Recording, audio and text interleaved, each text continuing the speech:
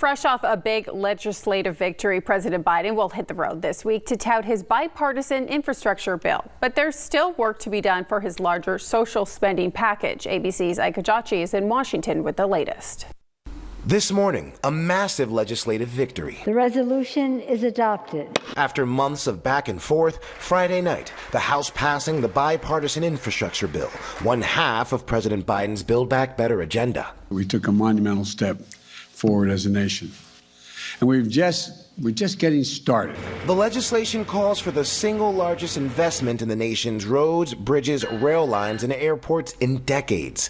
$110 billion for the nation's highways, bridges, and roads, with $66 billion earmarked for passenger rails, $7.5 billion for electric vehicle charging stations, coupled with $65 billion to upgrade the nation's power grid, $55 billion for clean drinking water, and $65 billion in high-speed internet, among other initiatives. The president traveling to Baltimore Wednesday to promote the package. He'll hold a formal signing ceremony when Congress returns the week of November 15th. It's the first time in 50 years, we've made this kind of investment. They'll see the effects of the bill, this bill, probably starting within the next 2 to 3 months.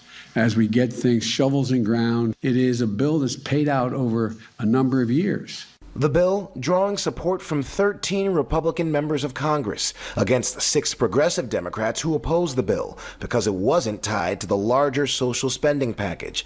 Democrats still arguing what should be included in the other $1.75 trillion plan to address universal preschool, child care, home health care for the elderly, and efforts to combat climate change. We are going to get a very strong version of this bill through the House, through the Senate, to the president's desk, and into law. Moderates in the House have agreed to vote on the larger social spending package by November 15th. However, it's still unclear what will happen to the bill once it reaches the Senate. Ike Ajachi, ABC News, Washington.